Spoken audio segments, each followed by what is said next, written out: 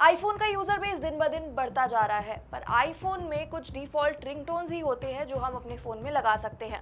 अगर आप अपने आईफोन में एक कस्टम रिंगटोन लगाना चाहते हैं तो उसके लिए क्या करना है, चलिए जानते हैं। सबसे पहले आईफोन में गराज बैंड एप्लीकेशन को ओपन करें। सबसे पहले ट्रैक्स के ऑप्शन को सिलेक्ट करें और वहां से ऑडियो रिकॉर्डर सेक्शन पर जाएं। फाइल ऐप से ऑडियो फाइल लेने के लिए लूप ब्राउजर का इस्तेमाल करें। ऑडियो फाइल लेने के बाद उसे गराज बैंड वर्कस्पेस में इंसर्ट करें। यहाँ पर आप सिर्फ 30 सेकंड तक की ही रिंगटोन लगा सकते हैं। इसके बाद ऊपर की ओर लेफ्ट साइड पर डाउनलोड का एरो नजर आएगा, उस पर क्लिक करें और सेव करें। इसके बाद आपको माय सॉन्ग्स में जाना है और शेयर के ऑप्शन से उस रिंगटोन को वहां पर रजिस्टर करना है, और ऐसा करने के बाद आपकी कस्टम रिंगटोन आपके आईफोन पर सेट हो जाएगी।